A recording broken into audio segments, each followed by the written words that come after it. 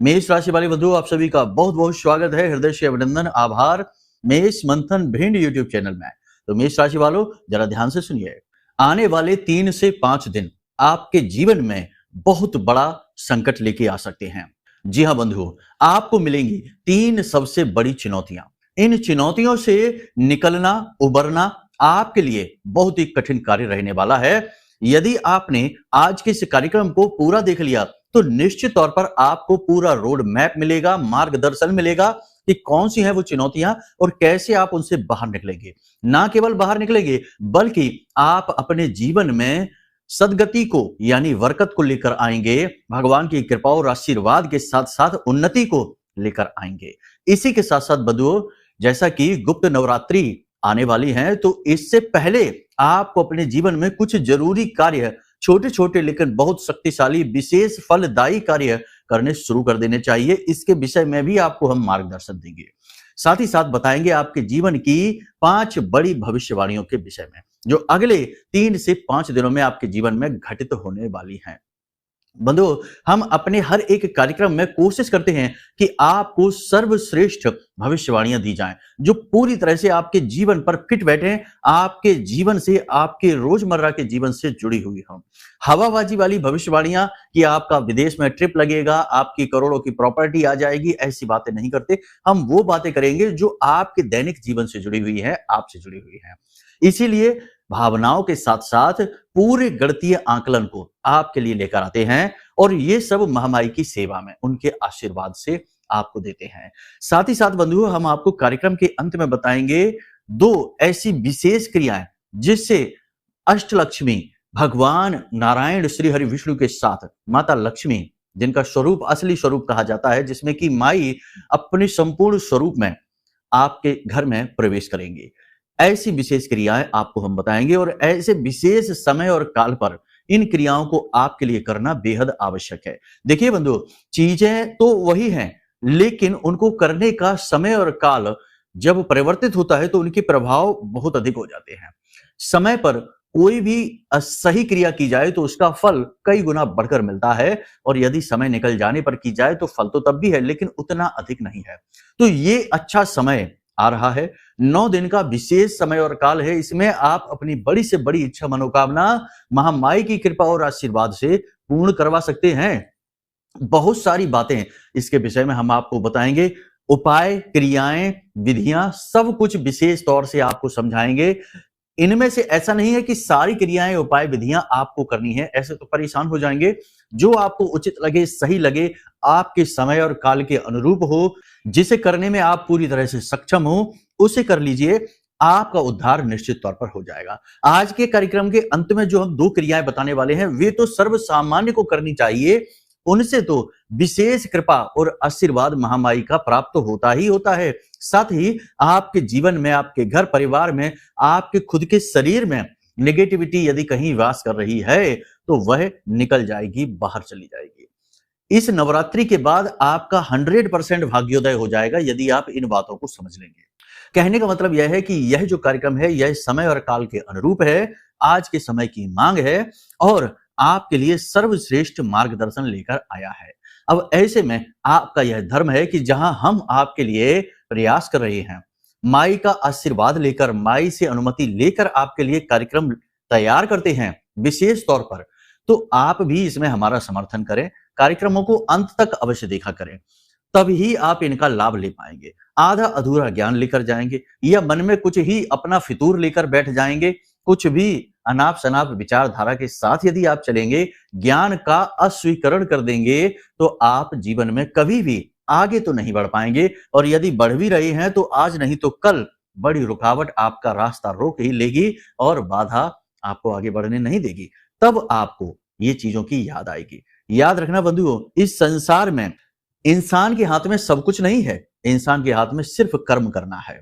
बाकी क्या देना है, क्या नहीं देना है, किस प्रकार देना है और कब और कहां देना है, ये सब कुछ उसने यानी भगवान ने अपने हाथ में ले रखा है।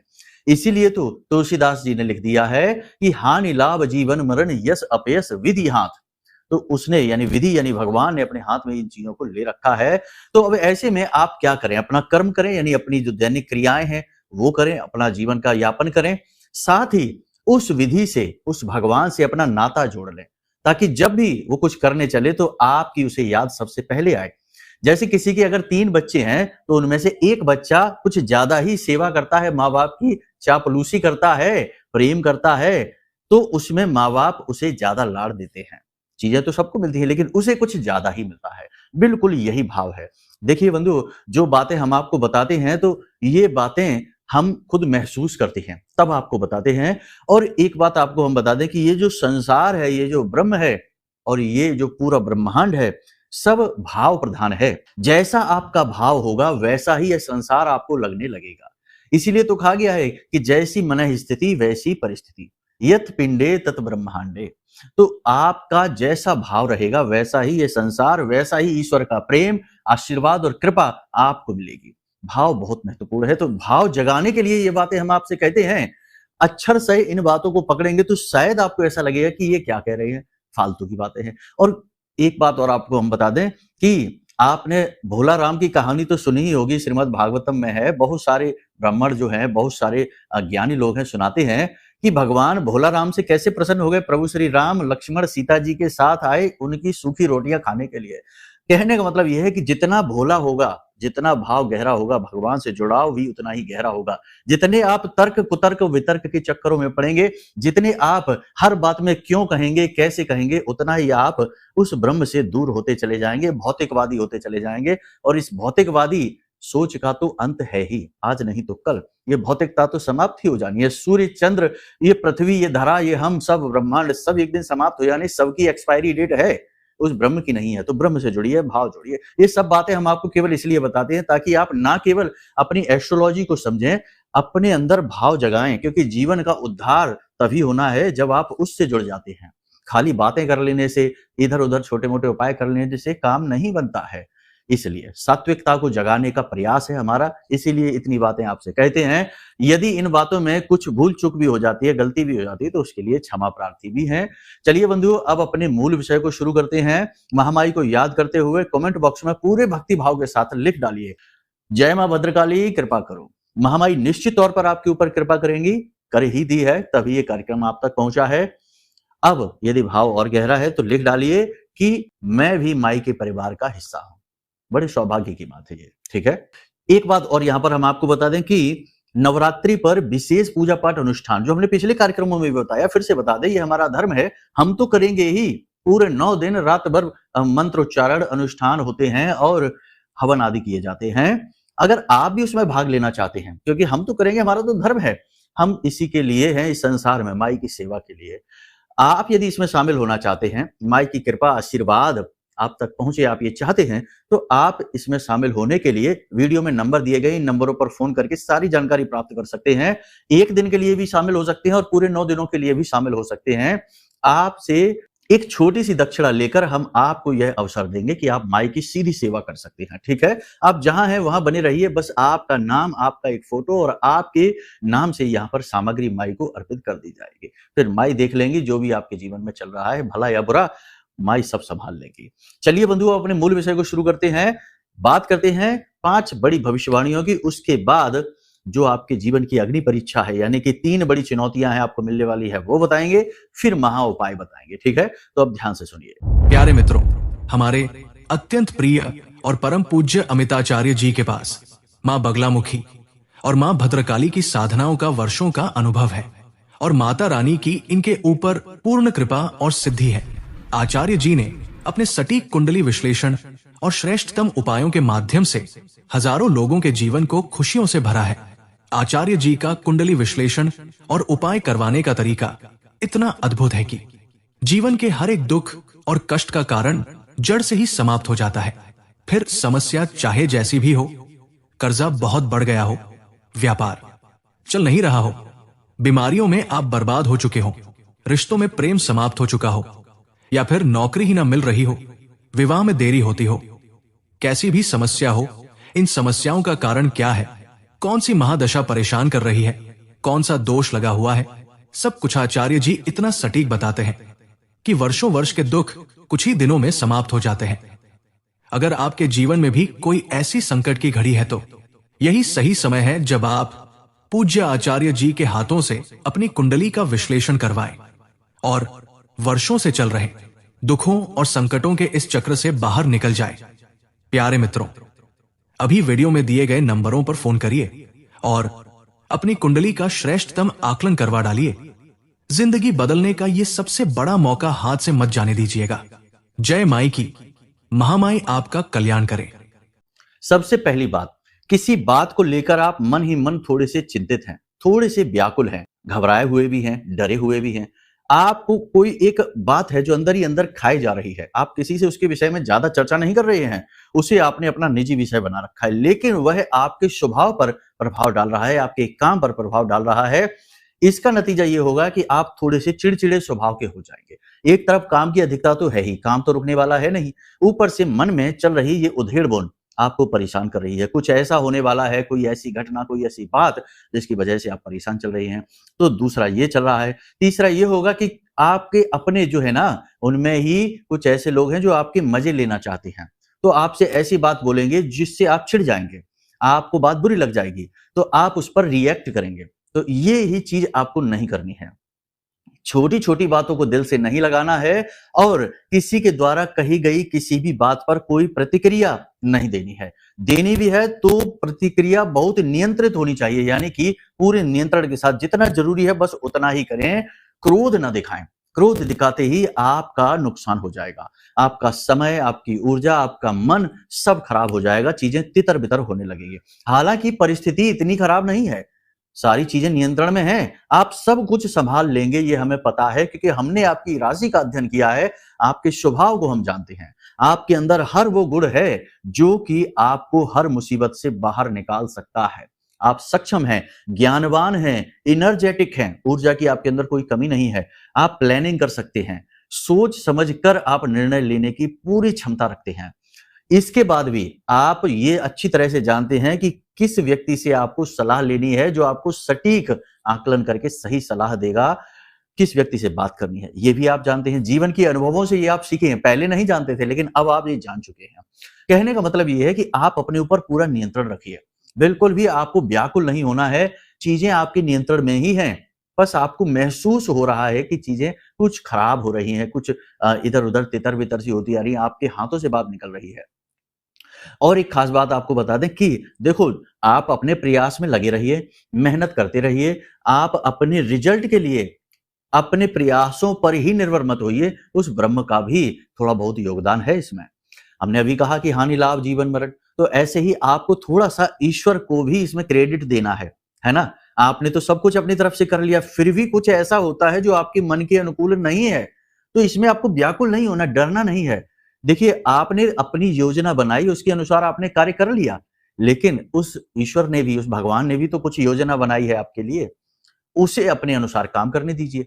तो जो आपको मिल गया वो तो बहुत अच्छी बात, जो नहीं मिल रहा है, आपके मन के अनुसार नहीं हो रहा है, वो उसकी योजना का हिस्सा है, ठीक है? तो उसकी योजना का हिस्सा है तो बहुत ही अच्छी बात है कि भाई वो आपको परिणाम दे रही है, तो वो आपका बुरा थोड़े ही कहेंगे, अहित थोड़े ही करेंगे। तो आपको थोड़ा यहाँ पर इस तरह से, यानी सात्विकता के साथ चलना है। इससे आपके अंदर क्या है, भगवान के प्रति भाव जागृत होंगे, कॉन्फिडेंस आपका बढ़ेगा और हर चीज को स्वीकार करने की आपके अंदर क्षमता जागृत हो जाएगी। तो मन में जो भय है ना कि उधेड़ बुन सी है, ये गायब हो जाएगी।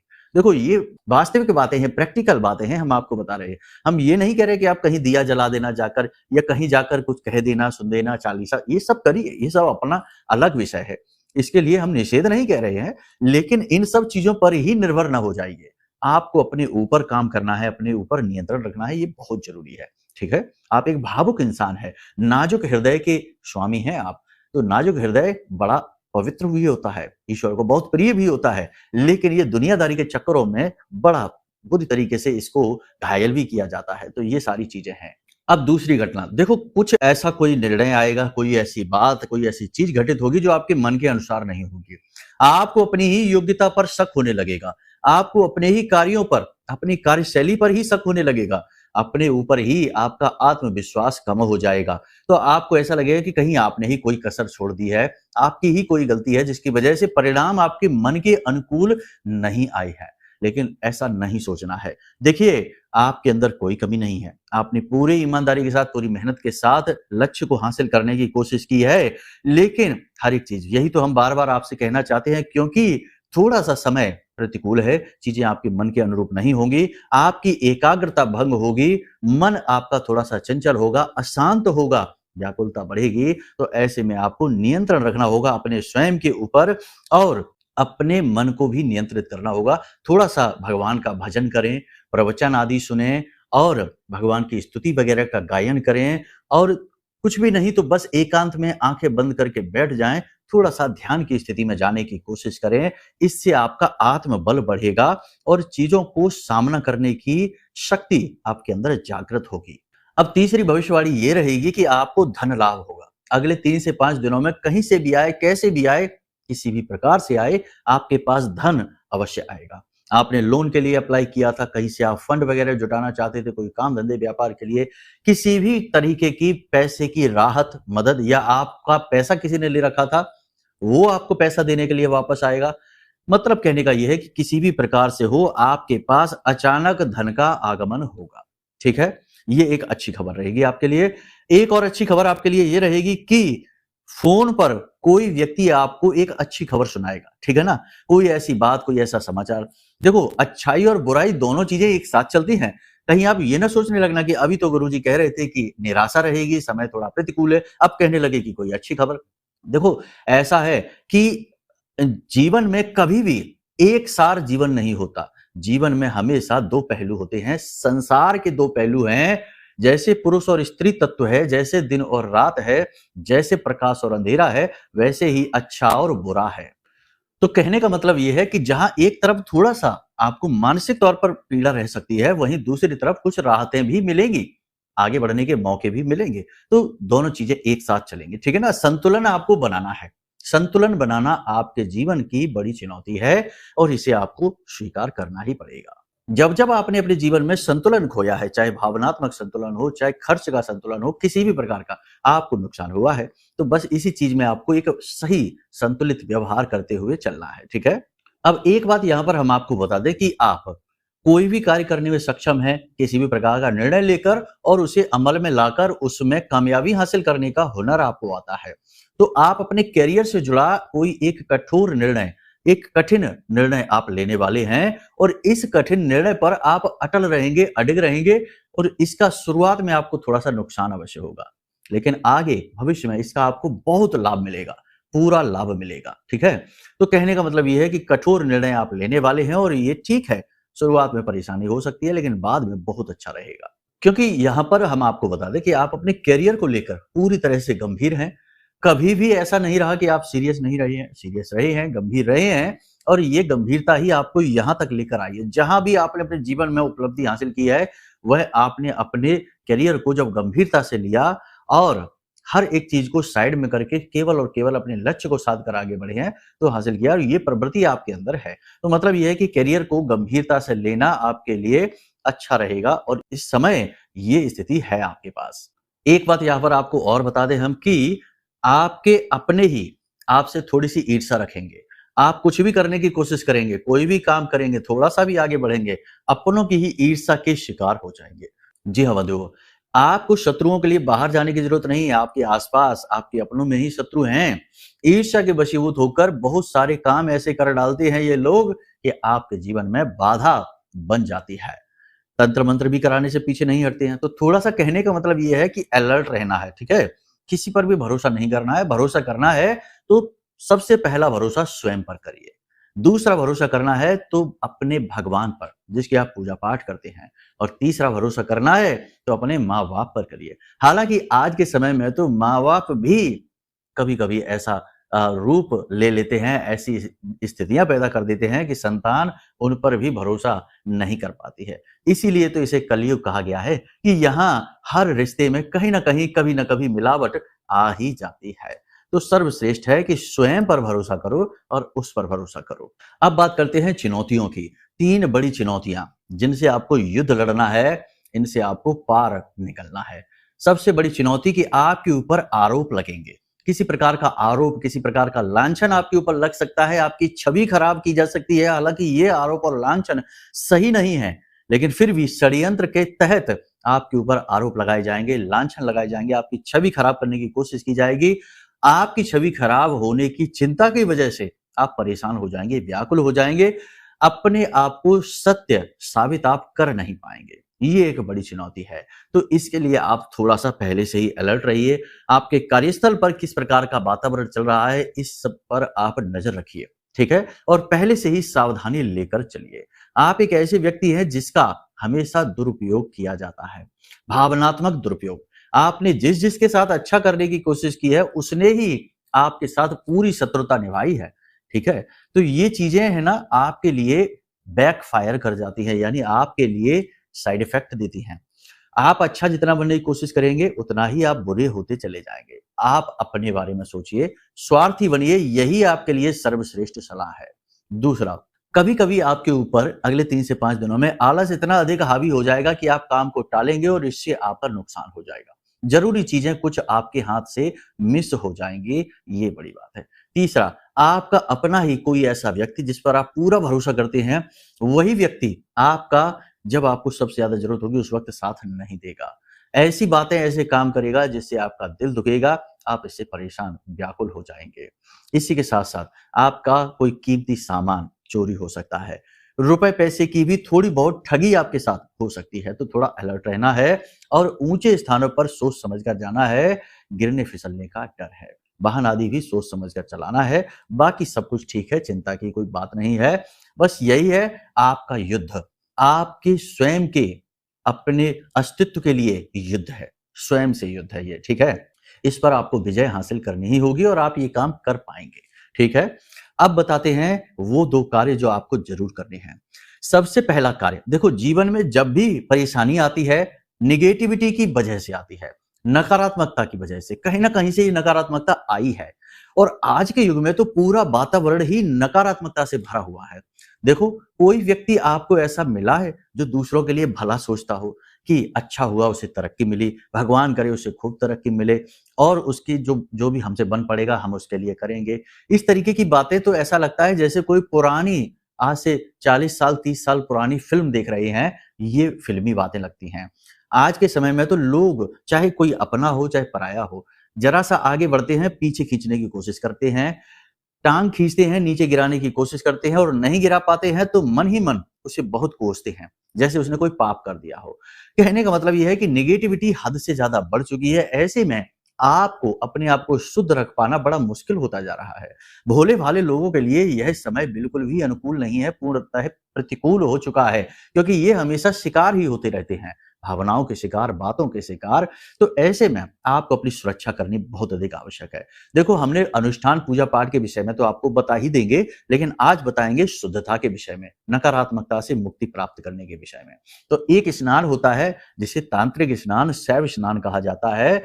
ये स्नान बहुत अधिक शुभ है, बहुत अधिक पवित्र है, शक्तिशाली है। नेगेटिव एनर्जी को आपके शरीर के अंदर से, क्योंकि नेगेटिव एनर्जी कहीं न कहीं आपकी बॉडी में वास ज़रूर करती है।